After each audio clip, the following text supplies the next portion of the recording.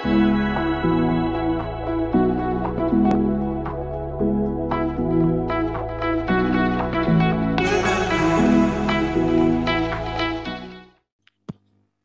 teman-teman, balik lagi kita di sesi yang kedua untuk hari ini.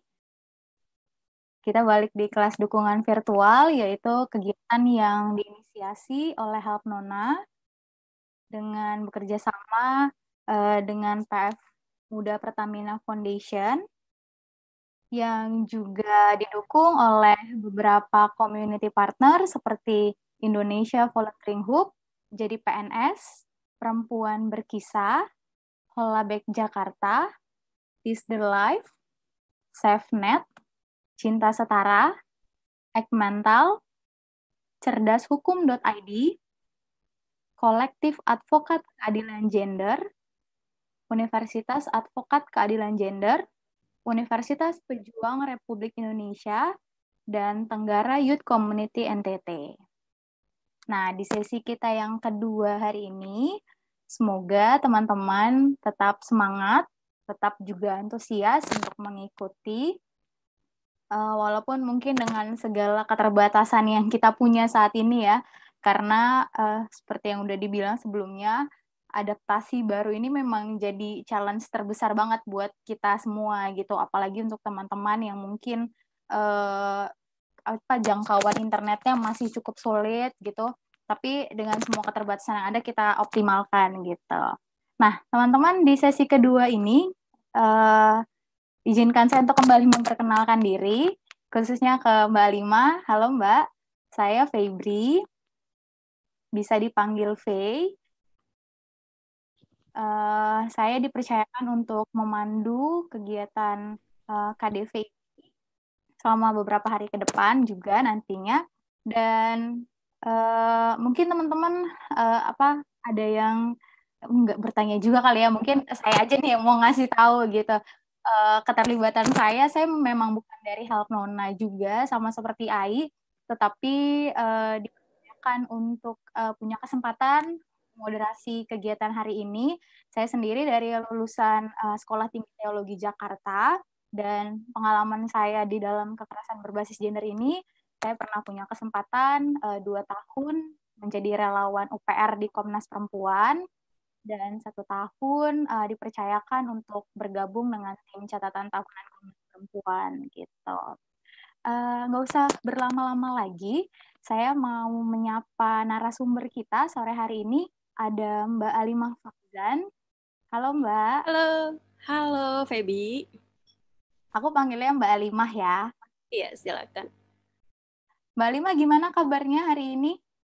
Alhamdulillah sehat, semoga kita semuanya sehat. Saya juga baru selesai aktivitas offline dan ini memang riskan ya, tapi memang dengan alasan tertentu harus dilakukan. Iya, pertemuan virtual seharusnya tidak membatasi kita untuk terus belajar ya Mbak ya. Malah semangat belajarnya harus terus ada gitu. Nah, teman-teman sedikit aja. Nanti juga Mbak Alimah akan menjelaskan gitu ya lebih dalam. Mbak Alimah ini adalah founder dan konselor dari Perempuan Berkisah. Aku persilahkan. Oke, teman-teman semuanya, terima kasih. Saat ini kita akan mulai berbagi pengalaman, pengetahuan, dan juga pembelajaran apa yang sudah dilakukan oleh Perempuan Berkisah bersama tim redaksinya, bersama tim konselornya, bersama juga tim ilustrator, desain grafis, dan juga teman-teman anggota Perempuan Berkisah, baik yang lama dan yang baru. Yang baru mulai rekrutmen beberapa bulan lalu. Oke, teman-teman, untuk tema saya tulis sesuai dengan apa yang diminta oleh tim penyelenggara, yakni Help Nona, how to be a great support system, dan menjalankan aksi sosial dalam isu kesetaraan. Inti pembahasan saya ini ya teman-teman, semoga nanti kita nggak kemana-mana, memanfaatkan waktu dengan baik, dan semoga nanti tidak ada gangguan lagi. Seperti timeline saya bahwa pertama kita akan ngobrol dulu, perkenalan dulu tentang perempuan berkisah. Teman-teman mungkin selama ini mengenal perempuan berkisah hanya di Instagram ya. Kemudian juga mungkin ada juga yang di website. Kalau dulu kita punya website perempuanberkisah.com tahun 2015 saat saya mendirikan itu. Kemudian 2019 mulai berganti perempuanberkisah.id.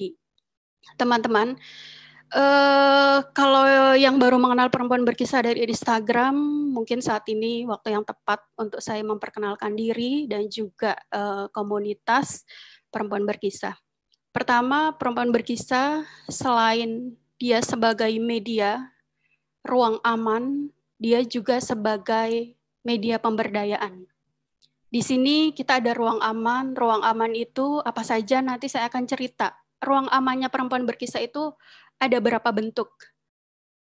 Di perempuan berkisah juga kita melakukan pemberdayaan, ada pengorganisasian komunitas yang sampai sekarang kita masih lakukan. Kemudian kita juga melakukan kolaborasi hampir di setiap gerak kita dengan teman-teman kolektif Indonesia Feminis, kemudian dengan komunitas-komunitas maupun lembaga, bahkan tenaga kesehatan, dan juga ruang aman berbasis komunitas lain yang ada di daerah-daerah. Kenapa ini penting? Nanti kita akan berdiskusi. Kenapa ini penting? Kenapa sih kerja-kerja sosial ini kita sangat penting untuk melakukan kolaborasi? Kenapa kemudian kerja-kerja sosial saat ini sangat jadul jika teman-teman tidak mau berkolaborasi? Daripada berkompetisi, lebih baik kita berkolaborasi ya teman-teman. Kemudian kita juga ada penguatan kapasitas. Karena dalam proses pemberdayaan, kita ada tahapan-tahapan yang perlu kita lakukan tergantung pada apa yang ingin kita ubah. Apakah kita ingin mengubah pengetahuannya saja, pemikirannya saja, perilaku, sikap, budaya, ataukah kebijakan? Kenapa itu kemudian pentingnya sebuah penguatan komunitas? Dari situ kita akan tahu standpoint kita akan di mana. Dan ini pula yang dilakukan oleh perempuan berkisah. Kemudian kita juga ada kampanye sosial atau social campaign. Di proses pemberdayaan, kami juga nanti akan cerita bagaimana perempuan berkisah pelan-pelan belajar berproses dan bertumbuh bukan karena sebuah ambisi tertentu agar ini tetap viral, agar ini tetap terkenal. Tidak ya teman-teman, kita nanti belajar bersama tentang proses ini, proses bertumbuh ini, tapi semua terjadi secara organik, kalau saya bisa bilang begitu. Organik yang kemudian karena terjadi proses refleksi, kemudian juga aksi, refleksi lagi, pembelajaran terus-menerus, akhirnya kemudian kita membentuk sebuah sistem yang ini berdasarkan kesepakatan bersama dan nyaman untuk semuanya. Ya, jadi perempuan berkisah, ingat ya, bukan cuma Instagram, tapi juga ada website, ada YouTube, ada di page juga ada, kemudian di WA apalagi ya, WA kita grupnya banyak, apalagi di HP saya, bukan hanya WA tim redaksi saja, tim ilustrator saja, anggota, bukan hanya konselor saja, tapi juga ada ruang konseling yang di mana ketika ada konseli baru atau sender yang butuh untuk melakukan konseling dengan kami, maka itu akan muncul ruang konseling baru. Setiap ada konseli baru, di situ ada ruang konseli baru, maka di situ ada grup baru. Dan karena penting, proses konseling itu tidak rame-rame. Satu ruang berarti ada sekitar 1 orang konseli dan kalau bisa maksimal 3 ya, atau minimal atau maksimal 2. Kami biasanya 2. Kenapa bukan 1? Karena kami kerja tim, di mana kita akan saling belajar dan saling membackup ketika salah satu konselor dia mengalami kelelahan dan lain sebagainya. Oke, teman-teman, bicara support system, maka kami merupakan salah satu support system. Bentuk support system ruang aman berbasis komunitas, yaitu komunitas perempuan berkisah. teman-teman bisa lihat sekarang di layar, di situ ada segitiga, bagaimana itu bisa terbentuk seperti itu, terjadi seperti itu, ini juga tidak terlepas dari proses aksi, refleksi dari, saya mau ini dulu, apakah suara saya masih normal ya? Masih terdengar normal? Masih, Mbak. Oke, terima kasih. Karena tadi ada pesan. Oke, jadi segitiga ini terbentuk juga bukan secara tiba-tiba perempuan berkisah karena sebuah proyek kemudian membentuk ini, tidak. Ini adalah hasil refleksi pembelajaran kami bersama tim perempuan berkisah, khususnya tim konselor. Saya berharap di sini salah satu rekan saya, Nima Dewanti juga ada di sini. Dia sih janjinya gitu, tapi ya nggak tahu. Semoga dia hadir di sini karena saya merasa hangat ketika ada dia salah satunya. Nah, ini adalah ruang aman komunitas perempuan berkisah. Segitiga ini, di dalamnya ada volunteerism, empathic, gender analysis, counseling based on feminist ethic. Dan dari semua hal ini yang melingkupi adalah perspektif keberpihakan kepada korban. Kemudian ada analisis feminis. Artinya apa? Bahwa ruang aman ini kita semuanya, di dalamnya konselornya, timnya adalah semuanya sukarelawan. Sukarela, volunteer semuanya. Saya merasakan betul bagaimana kuatnya jiwa volunteerism semua tim perempuan berkisah. Dan itu membuat saya terharu, bukan hanya terharu saja, kalau ada istilah yang lebih dari terharu, yang lebih dari kata sayang dan cinta, maka saya akan memilih itu. Di luar kata cinta dan sayang. Saya merasa saat ini hidup saya tidak pernah seumur hidup saya merasakan cinta yang begitu besar dari tim perempuan berkisah. Nah, ini jiwa volunteerism itu. Kemudian empatik. Kita dalam prosesnya itu bersikap dan mendengarkan dengan empatik, deep listening. Bagaimana proses ini kemudian menjadi bagian dari mendengar aktif, mendengar sambil mindfulness, kita hadir sepenuhnya di situ. Kita melakukan pemetaan, setiap konseli bercerita, baik melalui chat room maupun melalui telepon langsung. Saya kadang sering juga menerima telepon langsung, tapi ada juga konseli yang memang dia tidak nyaman ketika via telepon maupun via video. Jadi dia nyaman via chat. Kenapa dia tidak nyaman? Itu yang nanti akan kita bahas. Kemudian gender analysis. Dalam proses konseling kami, berbasis etika feminis, di dalamnya ada proses bagaimana kita melakukan proses penyadaran sehingga konseli atau istilah lain yang mungkin bisa kita pilih adalah korban bertransformasi menjadi penyintas. Seperti apa penyintas itu? Ciri-cirinya dia adalah manusia baru, perempuan baru yang sudah merasa pulih dan berdaya. Kami tidak menyebut istilah sembuh, tapi pulih. Kenapa pulih? Karena pada dasarnya, meskipun dia korban, tapi dia punya potensi. Dia punya kekuatan. Kami yakin dia mampu mandiri. Dan kami yakin dia mampu berdaya, dia mampu pulih. Dia pulih berdasarkan kekuatan yang ada dalam dirinya. Bagaimana kekuatan itu muncul? Itu terjadi dalam proses konseling berbasis etika feminis, teman-teman.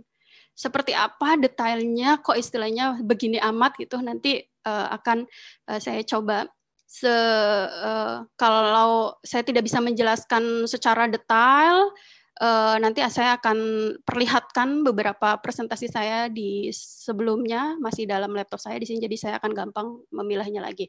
Jadi sender, teman-teman, kalau teman-teman sering mendengar kata sender, kenapa sih perempuan berkisah pakai sender? Sender itu istilahnya juga sebenarnya muncul dari kalian, pembaca. Dari follower perempuan berkisah yang sangat luar biasa energinya. Bahkan saya pernah uji coba tengah malam, tim perempuan berkisah posting kisah. Atau misalnya posting di Instastory. Kita cek aja sih uji coba, mereka ada yang respon nggak? Ternyata ada. Luar biasa. Ya, saya selain tim perempuan berkisah, saya ingin mengucapkan pada follower perempuan berkisah, terima kasih atas kebaikan kalian, terima kasih atas energinya. Nah, kenapa sih kisah sender itu perlu ada editing, teman-teman?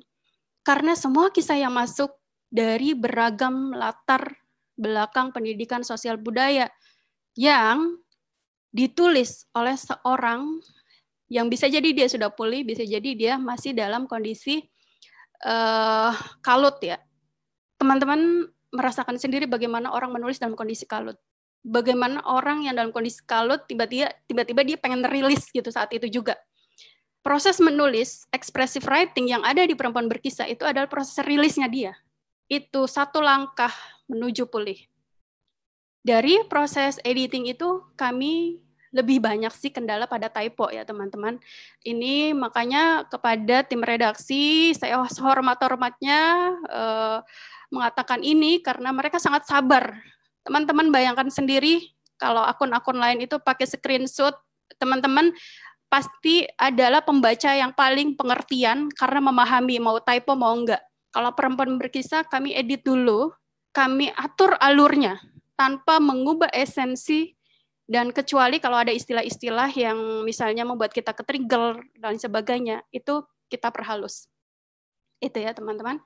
Dan proses kisah itu kemudian bukan hanya semata kemudian itu viral dan lain sebagainya.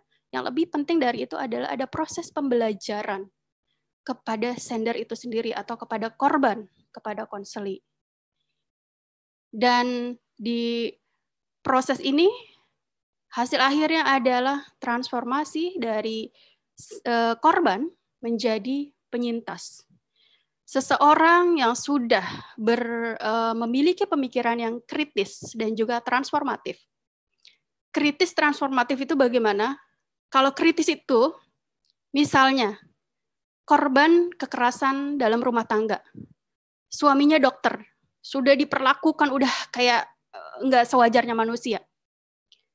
Dia ketika konseling di kita belum sepenuhnya kritis menyadari bahwa apa yang dilakukan oleh suamimu adalah salah satu tindakan KDRT. Dia masih merasa cinta. Ketika dia masih mengatakan itu, berarti dia belum berpikir kritis, belum memiliki pemikiran yang kritis, belum mencapai pada kesadaran kritis. Catat, belum mencapai pada kesadaran kritis. Karena belum mencapai kesadaran kritis, maka dia merasa masih harus balik lagi, saya masih cinta, saya dan sebagainya. Di proses itu kita tidak akan memaksa, teman-teman. Kita tidak akan memaksa. Tapi kita terus bersabar membuat dia mengungkapkan semua yang kita lakukan istilahnya adalah pembongkaran luka batin. Di situ ada proses di mana konseling korban itu terus di ruang chat itu mengungkapkan apapun. Kalimat sekasar-kasarnya dia kepada pelaku dan sebagainya. Tapi kemudian ketika kita minta kebutuhanmu apa, dia mengatakan bahwa saya masih pengen rujuk lagi. Meskipun dia sudah di PHP sekitar 6 bulan atau 3 bulan misalnya. Di proses ini kita masih tetap bersabar. Oke, terima kasih. Sangat wajar. Kami tahu yang paling mengetahui kamu adalah perasaanmu, kamu yang sekian tahun bersama pasanganmu, jadi kami hormati saat itu. Konseling kami itu tidak hanya 1 sesi atau 2 sesi, bahkan ada yang berbulan-bulan, tergantung korbannya, tergantung kasusnya. Nah, pada saat Perempuan Berkisah, kenapa sih Perempuan Berkisah itu tidak begitu galak atau misalnya posting-posting tentang teori ini, itu, dan sebagainya. Kenapa lebih ke mental healthy? Iya, kenapa? Nggak ada yang salah kan dengan itu. Karena apa? Tujuan kami adalah di situ konseli ikut membaca apa yang sedang kami hubungkan. Dan pernah ada satu konseli yang kemudian dia memutuskan, iya, aku merasa aku sudah siap untuk menceraikan suamiku, iya, aku sudah siap untuk blokir semua nomor pacarku, aku merasa sudah siap untuk putus dan sebagainya. Alasannya apa? Karena aku membaca misalnya dialog diri Perempuan Berkisah atau tulisan-tulisan konten dari yang lainnya. Itu salah satunya. Karena jadi kalau teman-teman tahu ada Perempuan Berkisah, kok bahasnya itu terus sih gitu. Karena memang kami ada misi tersendiri untuk sender juga ikut membaca. Kami tidak ingin menggurui mengatakan bahwa ini benar, kamu harus melakukan ini, kamu harus melakukan itu, tidak. Tapi biar sender sendiri yang ikut menganalisa sendiri, ikut mempelajari apa yang kami lakukan. Ikut merenungkannya sendiri, ikut merefleksikannya sendiri. Nah, itu Kalau ketika dia saya merasa saya harus putus, saya merasa harus ini karena ini adalah KDRT ini tidak dibenarkan, itu dia udah mencapai pada kesadaran kritis. Tetapi ketika dia dari kesadaran kritis itu dia merasa saya sudah lega banget nih gitu. Saya merasa hidup sendiri juga asik-asik aja gitu kan. Saya merasa leluasa sekali baru kali ini ya hidup sebahagia ini gitu kan.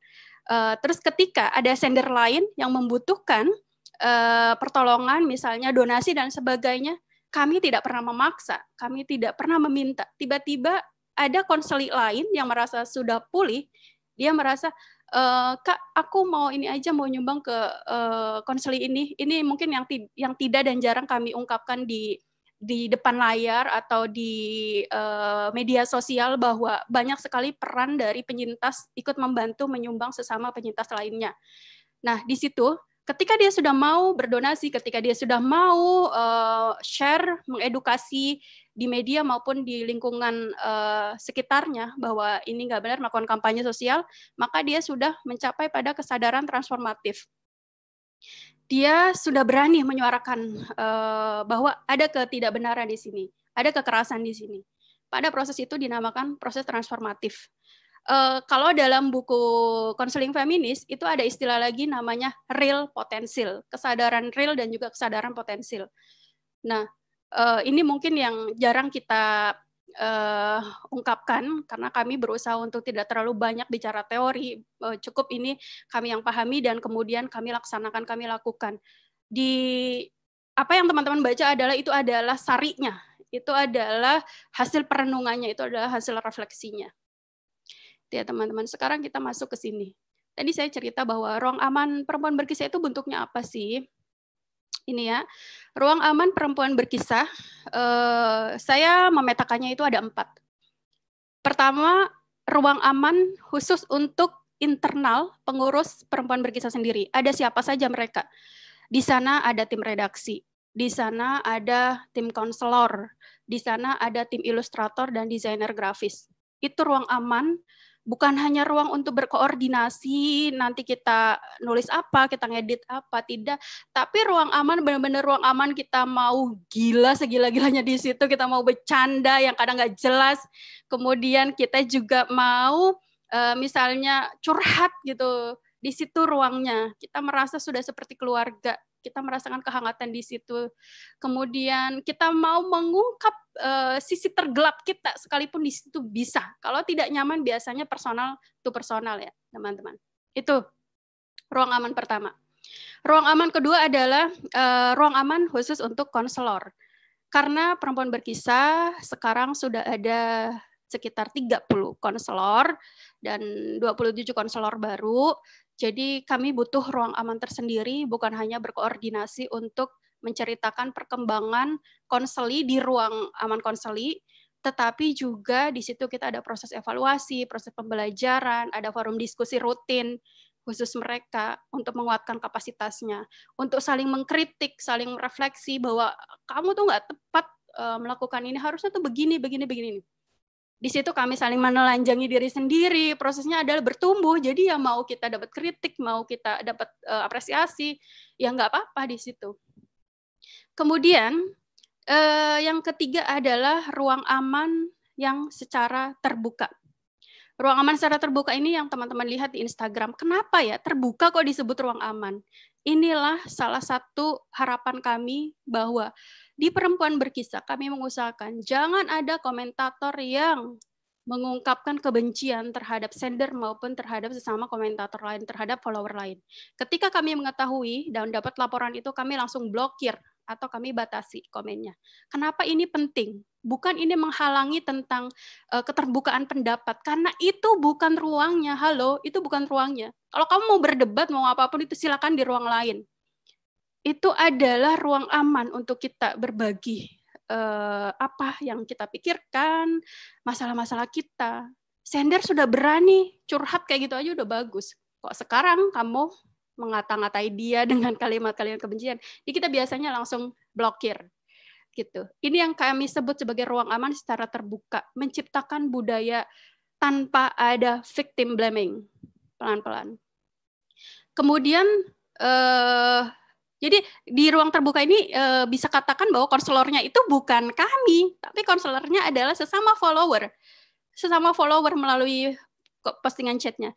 Bahkan ada sender yang dia mau kisahnya diangkat di Perempuan Berkisah hanya karena ingin mendapat penguatan dari komentator. Jadi kalau teman-teman pernah mencoba untuk berbagi kekuatan, itu semuanya dibaca oleh sender. Nggak ada yang nggak dibaca. Terakhir ada sampai sender yang mengclipping komentar-komentar kalian.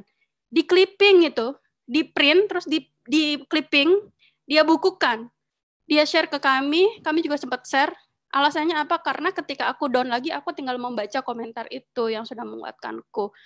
Itu konteksnya waktu itu sender adalah korban kekerasan yang dilakukan oleh abdi negara, oknum abdi negara. Oke, ruang aman yang keempat adalah ruang curhat khusus anggota Perempuan Berkisah yang dia adalah sender maupun bukan sender. Jadi ada ruang aman khusus. Jadi teman-teman Perempuan Berkisah yang saat ini sudah bergabung menjadi anggota, ada ruang aman untuk kalian. Nanti kita akan berikan informasi selengkap-lengkapnya tentang itu. Termasuk yang ruang aman terbuka ini juga teman-teman akan ada akun khusus untuk Perempuan Berkisah, Bandung, Makassar, dan sebagainya. Oke, itu adalah ruang aman Perempuan Berkisah ya teman-teman. Sekarang, how to be a great support system. Kita kembali lagi ke tema bagaimana sih menjadi support system yang hebat, yang great gitu loh. Great untuk siapa sih teman-teman? Great untuk kita sebagai pendamping, sebagai support system, sebagai konselor, atau great bagi teman kita yang sedang mengalami peristiwa traumatik. Atau great bagi konseli, atau great bagi korban. Ini pertanyaan penting sekaligus pengantar sebagai sudut pandang kita bersama. Jika dari kami, pembelajaran kami Perempuan Berkisah ada yang keliru atau teman-teman tidak sepakat, silakan. Karena setiap pengalaman itu selalu berharga ya, jadi kami akan sangat menghormati itu. Nah, sebelum masuk ke bagaimana sih jadi support system yang great itu, teman-teman mungkin 2 hari ini sudah mulai memahami apa itu support system. Simpel sih ya teman-teman, support system itu. Kalau di lingkaran itu bisa ada lingkaran 1, lingkaran 2, lingkaran 3, itu seperti apa, tapi biar teman-teman tidak bingung, saya langsung masuk saja bahwa ya support system itu adalah sistem pendukung. Terdiri dari apa saja? Ada jaringan individu yang memberikan dukungan praktis maupun emosional kepada individu lainnya. Ada juga sistem dukungan, mana lainnya adalah sistem dukungan sosial yang berisi beberapa orang yang kamu percayai sebagai tempat menyampaikan keluh kesah, tempat mencari bimbingan. Support system menjadi komponen kunci dari hubungan yang solid, kesehatan psikologis yang kuat. Bisa juga support system adalah orang pertama yang kita temui saat menghadapi krisis pribadi dan membutuhkan bantuan segera. Artinya kenapa tidak disebutkan ini keluarga atau tidak, tapi orang pertama, karena bisa jadi support system itu bukan dari keluargamu. Kalau teman-teman sekarang lihat di sini, ada keluarga ya, orang tua, saudara, nenek, kakek, sepupuh. Itu bisa masuk support system. Ini adalah lingkaran pertamanya. Kemudian lingkaran keduanya adalah teman, sahabat. Teman di sekolah, di kampus, maupun di rumah, organisasi komunitas, kemudian juga komunitas online maupun offline. Dan sekarang kita bahagia sekali ya, kita beruntung berada di sebuah zaman di mana IT, teknologi berkembang begitu pesat, sehingga kita bisa melakukan forum seperti ini, sehingga juga muncul banyak support system online yang bahkan bisa jadi lebih efektif daripada offline. Teman-teman, karena kita misalnya yang di Makassar tiba-tiba kita butuh bantuan, kita menghubungi support system online, siapa saja di dalamnya, ternyata ada yang di Bandung, ada yang di Jakarta. Inilah kemudahan-kemudahan yang saat ini kita alami. Kemudian ada juga organisasi keagamaan dan lain-lain. Dan lain-lain ini bisa apa? Bisa di kantor kalian misalnya, ada ruang aman khusus sesama teman atau komunitas, itu. Oke. Kita langsung saja masuk ke sini ya teman-teman sebelum nanti ke pembelajaran. Mengapa sih penting support system? Saya yakin teman-teman sudah tahu jawabannya, tetapi biar diskusi kita terstruktur ya teman-teman. Ada hubungan erat antara hubungan sosial dan juga aspek kesehatan, kesejahteraan. Jadi ada istilah begini, berdaya sejak dalam pikiran. Banyak sekali sender-sender yang dia sebenarnya secara ekonomi sudah sejahtera, sudah berdaya, dia punya posisi yang tinggi, tapi ketika dihadapkan dengan sebuah masalah, tiba-tiba dia down, dia ingin menghilangkan nyawanya, kemudian juga self harm, dia juga macam-macam. Di sini yang kemudian kita sebut pentingnya sekali berdaya sejak dalam pikiran. Berdaya sejak dalam pikiran. Karena ketika proses berdaya sejak dalam pikiran itu sudah muncul, maka apapun posisimu, apapun kondisimu, kamu sudah siap. Itu. Mungkin tidak selalu ideal, tetapi setidaknya kita siap atau kita tetap bertahan. Kemudian meningkatkan resiko depresi, bunuh diri, penyalahgunaan alkohol, obat terlarang, dan sebagainya.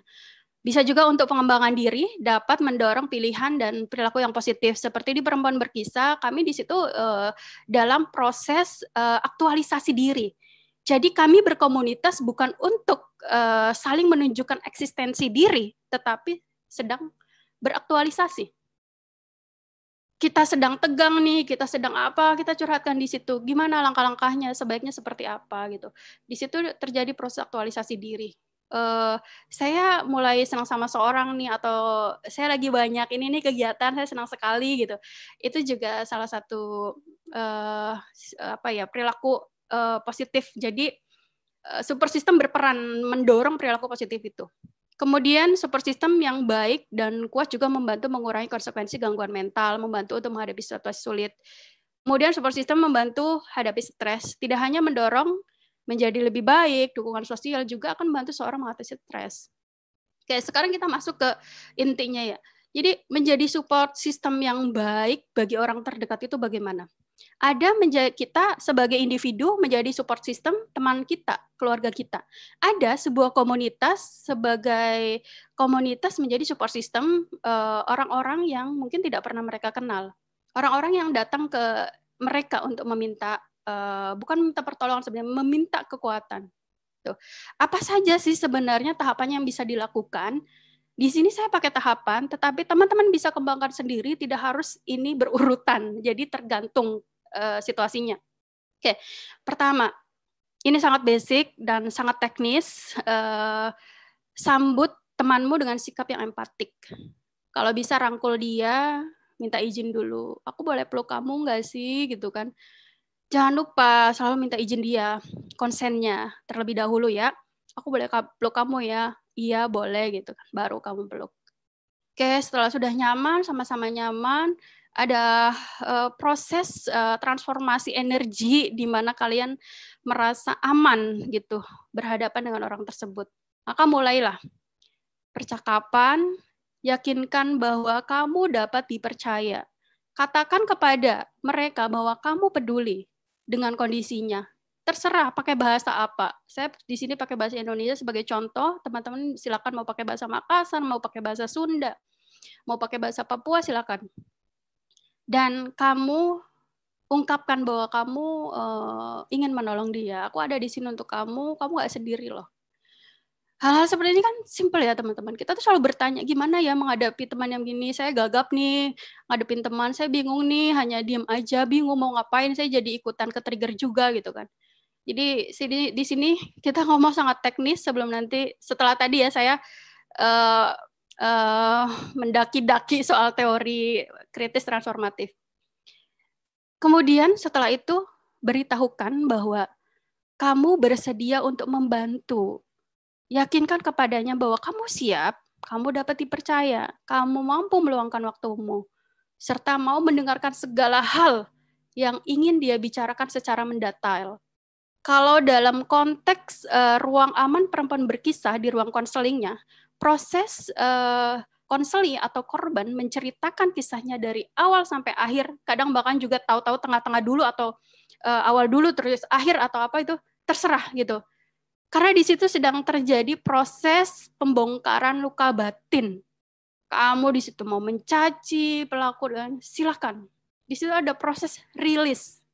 Kenapa tahapan ini penting sekali? Karena percuma kita mau ngomongin kebutuhan dia apa, tapi dia belum rilis, masih penuh, belum ada yang dikosongkan dari ininya, dari luka-lukanya.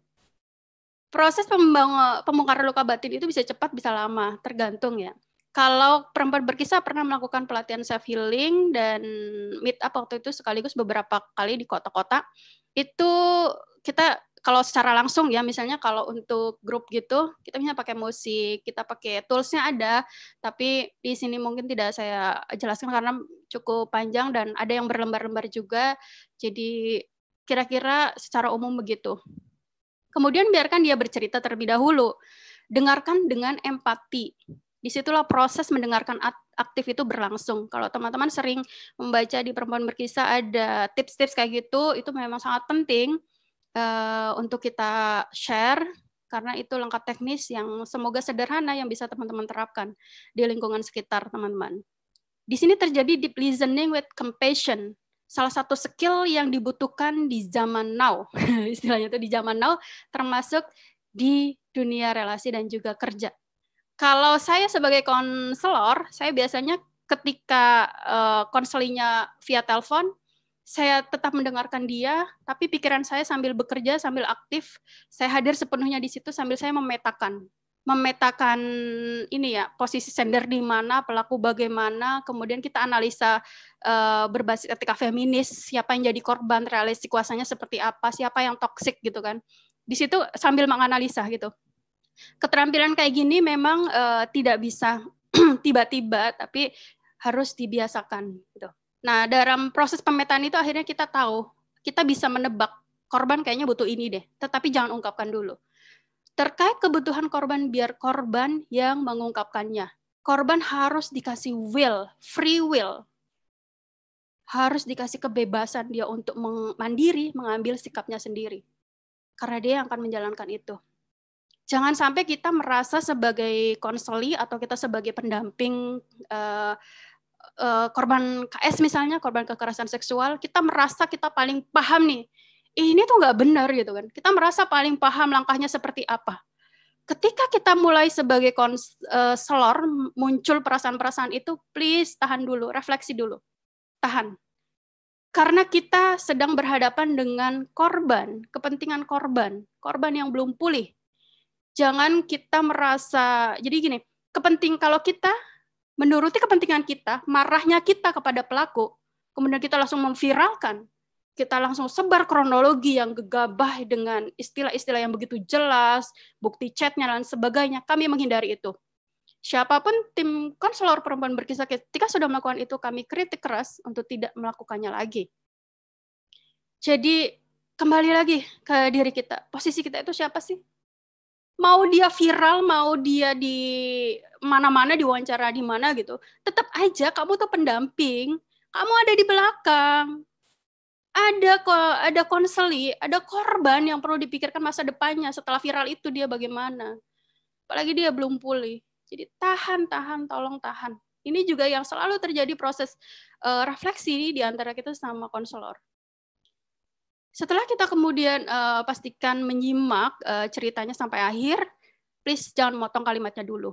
Menghormati batas privasinya dengan tidak bertanya dan mengorek ceritanya lebih dalam. Kecuali dia berkenan menjawab pertanyaan kamu. Setelah dia bercerita, ingatlah untuk berterima kasih. Terima kasih ya, kamu udah mau percaya aku untuk bercerita seperti ini. Kamu tangguh banget sih, udah seperti ini ya Allah, gitu kan misalnya. Ungkapkan saja, nggak usah malu-malu. Itu memiliki energi tersendiri bagi korban agar dia merasa tidak sendiri. Kemudian tawarkan padanya jika dia membutuhkan pertolongan profesional. Kamu mau nggak misalnya kira-kira kalau nanti kita ke konselor dulu, kemudian nanti konselornya akan tahu psikolog yang tepat untuk kasus ini apa gitu. Kenapa harus melalui konselor dulu? Kenapa tidak langsung ke psikolog? Karena teman-teman perlu tahu bahwa tidak semua psikolog juga punya perspektif keberpihakan terhadap korban. Tidak semua psikolog seperti itu.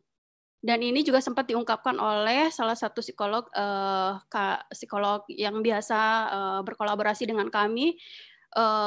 Bahkan temannya dia ketika dia lulus S2 psikologi saja, nggak semuanya teman-temannya itu paham apa itu perspektif gender itu, nggak semuanya.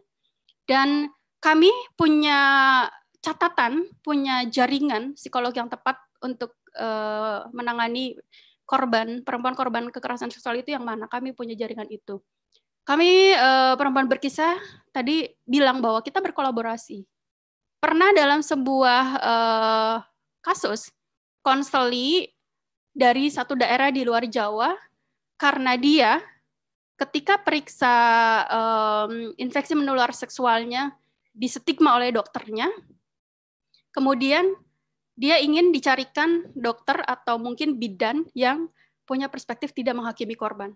Disitulah kemudian kita kerjasama dengan puskesmas yang ada di sana. Pertama kita kerjasama dulu dengan komunitas di sana, misalnya PKBI. Kami bekerja sama dengan PKBI. PKBI tolong ada jaringan tidak untuk bidan yang tepat untuk menangani korban ini? Ada. Jadi sebenarnya kita bekerja online dan juga offline. Offline itu dilakukan secara kolaborasi. Tapi ketika ada pendamping tim perempuan berkisah yang memang ada di satu daerah, ya berarti perempuan berkisah yang menangani online offline-nya gitu. Termasuk kasus terakhir itu di Surabaya, di sana ada tim perempuan berkisah yang di Surabaya, ya udah dia ikut menemani, ikut mencoba mengeluarkan korban dari lokasi, dari tempat pelaku, kemudian didampingi. Itu. Jadi catatan di poin ini, di tahapan ini adalah jangan asal merujuk korban atau teman kita pada seorang psikolog kalau kita nggak paham psikolognya seperti apa. Kemudian jika dia masih gelisah, sulit tidur, menangis terus-menerus, disinilah kemudian skill teman-teman yang mungkin punya skill untuk self healing, silakan ditawarkan ke dia. Nyamannya apa? Kamu kalau untuk self healing enaknya apa? Expressive writing, jurnal diri, ataukah meditasi, mengatur pernapasan, GSJ, finger holding ya. Kemudian finger tapping juga bisa. Finger holding itu untuk beberapa orang cocok, untuk orang lain belum tentu cocok. Dan misalnya kalaupun meditasi, tidak harus meditasinya adalah meditasi yang kayak yoga, aturannya harus seperti apa gitu. Meditasi itu kan sebenarnya tentang kenyamanan ya, tentang mindfulness, hadir sepenuhnya. Mau kamu sambil duduk, sambil rebahan, mau apa, proses meditasi ada, bisa berlangsung. Mungkin orang tertentu kayak saya kadang proses meditasi saya itu, mindfulness saya itu ketika saya lari pagi. Saya merasa sedang terbang. Saya lari pagi, saya mendengarkan musik, saya seperti terbang. Saya mindfulness di situ, saya tidak sadar saya sedang meditasi di situ. Dan biasanya efeknya adalah pikiran kita menjadi luas, banyak sudut pandang yang muncul dengan tenang, dan apa yang menurut kita kemudian buntu jadi terbuka. Salah satunya itu. Kemudian setelah dia sepakat untuk didampingi ke profesional maupun pengadil layanan terdekat, usahakan tetap dampingi dia dan bantu kawal kasusnya. Kawal kasusnya. Kawal itu berarti apa? Dari awal sampai akhir kamu harus terus bertanya, gimana perkembangannya ketika dia merasa putus asa. Nggak apa-apa kamu putus asa, ini memang merepotkan, jadi ya nggak apa-apa, berhenti dulu, nanti kita coba lagi ya, gitu kan. Nggak apa-apa, tetap temani dia. Jadi ini untuk orang terdekat kita ya, teman-teman. Nah, sekarang gimana kalau untuk support system berbasis komunitas? Kalau tadi yang support system bagi orang terdekat, kalau bisa saya resume, saya ringkas, teman-teman lihat di sini di tengah itu ada tulisan besar-besar. Jadi ada beberapa hal penting di sini yang kalau bisa saya rangkum adalah pentingnya perspektif keberpihakan pada korban. Penting kamu percaya pada penyintas. Kamu harus percaya dulu sama apa yang ingin dia ceritakan. Jangan sanksi. Percaya dulu ke dia. Kemudian please tidak menghakimi. Misalnya, kamu sih udah pacarmu udah kayak gitu, masih aja mau balik lagi. Gimana sih? Terus kamu juga nadanya gitu sih. Ngapain sih di kamar kos gitu kan? Ngapain ketika dia ngajak itu, kamu ke hotel ikutan juga gitu loh. Please jangan ada kalau memang secara refleks pikiran kita muncul seperti itu, tahan dulu, jangan diungkapkan. Biar itu pikiranmu dulu. Jadi sikap itu juga bagian dari ekstrim ya teman-teman. Kalau teman-teman belajar tentang ekstremisme, itu bagian dari ekstremisme. Please jangan keluarkan dulu.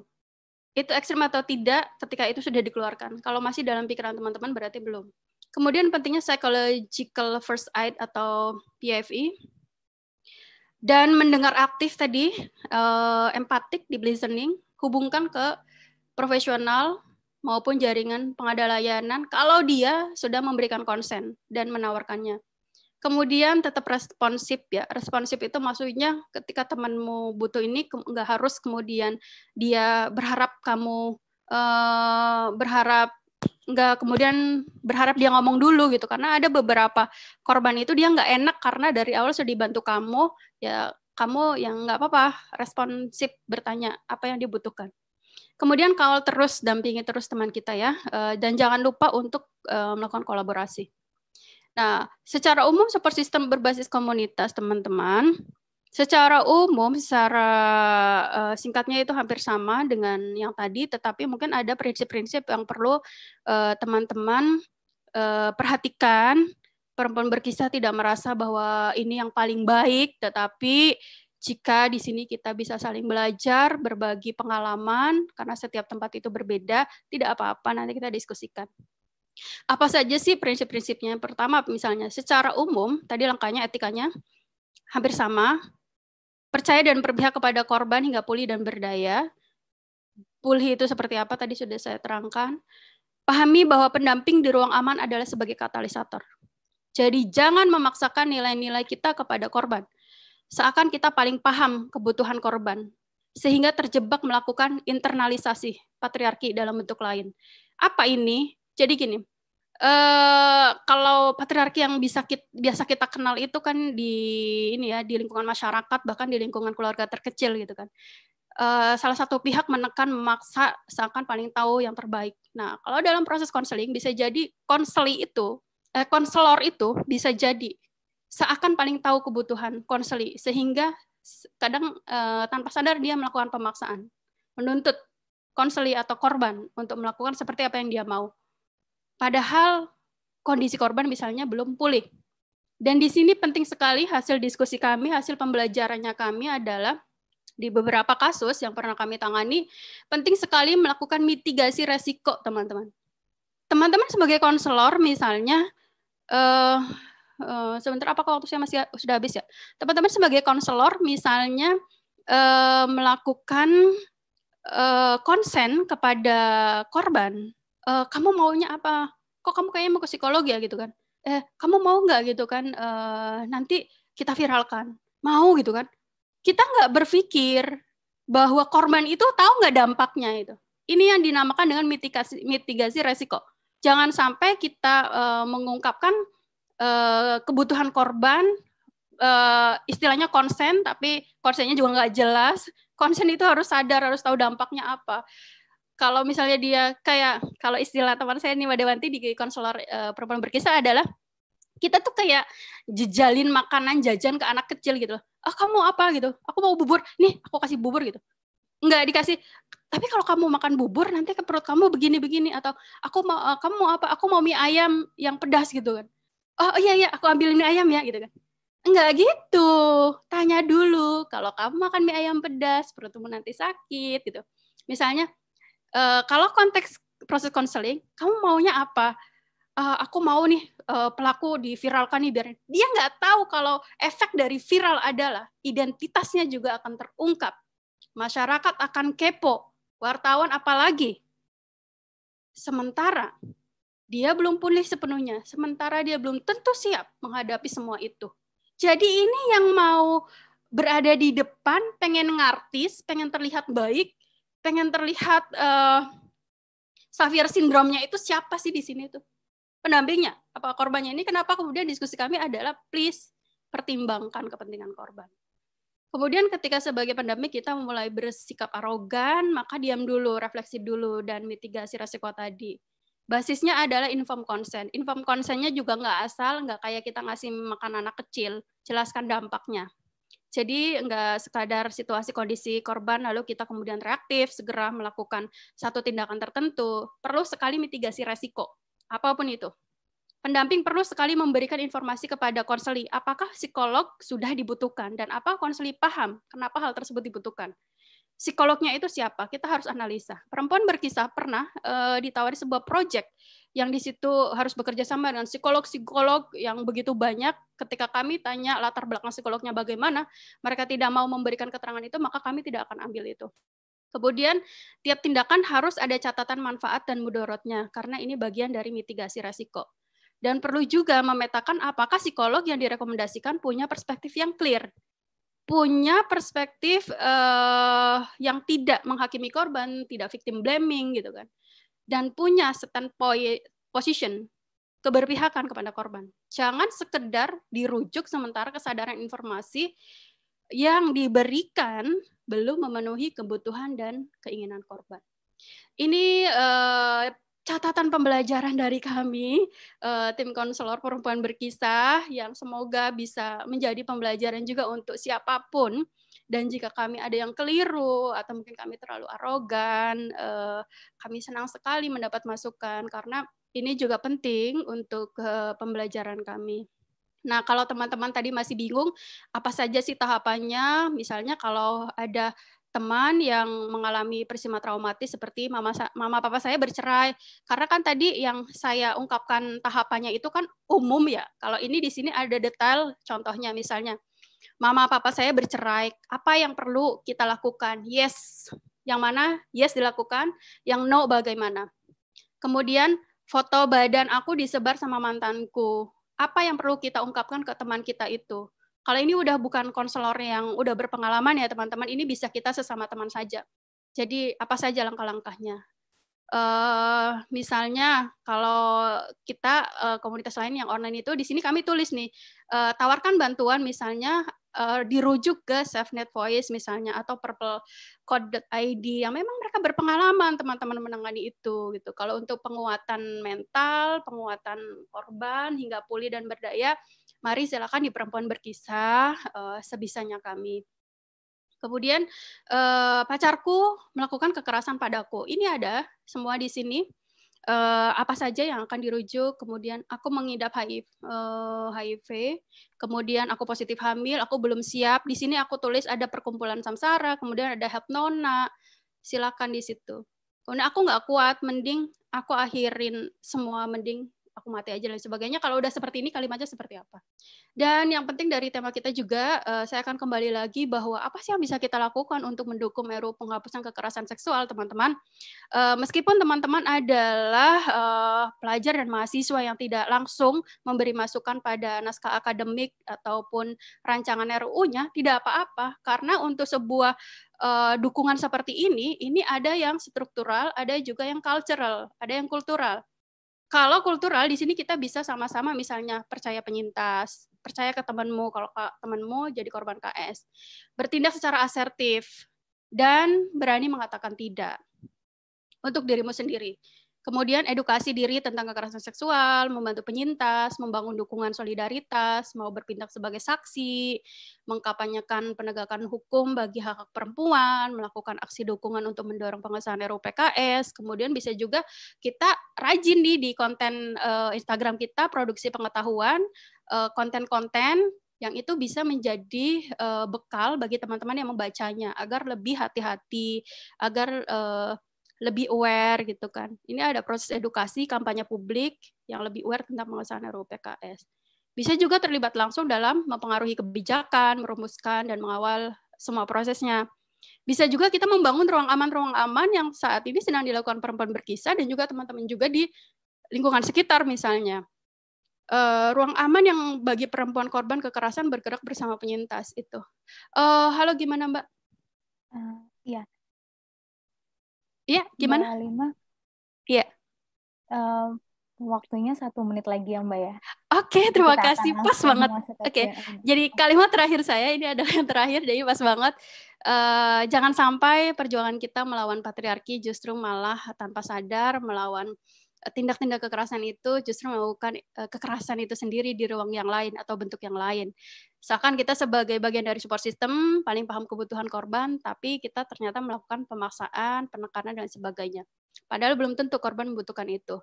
Dan bagi teman-teman yang ingin mengirimkan kisah, please, banyak sekali yang kirim kisah via DM, itu tidak aman teman-teman. Berkali-kali kami tim admin mengingatkan, jangan di DM, ada inform consent di situ.